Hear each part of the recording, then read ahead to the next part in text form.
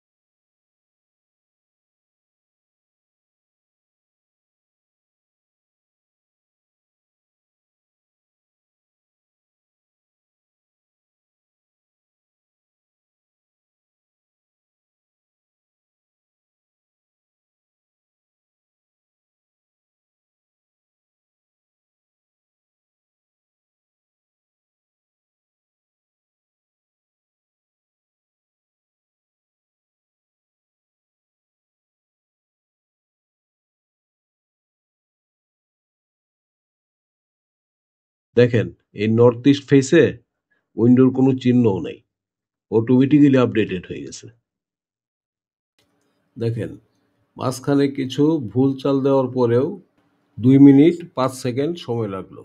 এই ভুল চালগুলি না দিলে সময় আরো কম লাগতো। যাই হোক, এই 2 মিনিট 5 সেকেন্ডের ভিতরেই 3D 2D সব আপডেটেড হয়ে গেল। এটা সম্ভব হয়েছে অটোক্যাডের কিছু অ্যামেজিং এবং এক্সিলেন্ট ফিচারের জন্য। এই ফিচারগুলি আপনাদেরকে দেখানোই আমার উদ্দেশ্য। বিল্ডিং ডিজাইন করা আমার উদ্দেশ্য না, বিল্ডিং ডিজাইন করা আমার কাজও না। আমি একজন মেকানিক্যাল ইঞ্জিনিয়ার। এই ফিচারগুলি সবার জন্যই সমানভাবে প্রযোজ্য, হন তিনি সিভিল ইঞ্জিনিয়ার, মেকানিক্যাল ইঞ্জিনিয়ার অথবা আর্কিটেক্ট। যার যতটুকু আগ্রহ তিনি ততটুকু শিখবেন এবং তার জীবনে এই জ্ঞান কাজে লাগাবেন।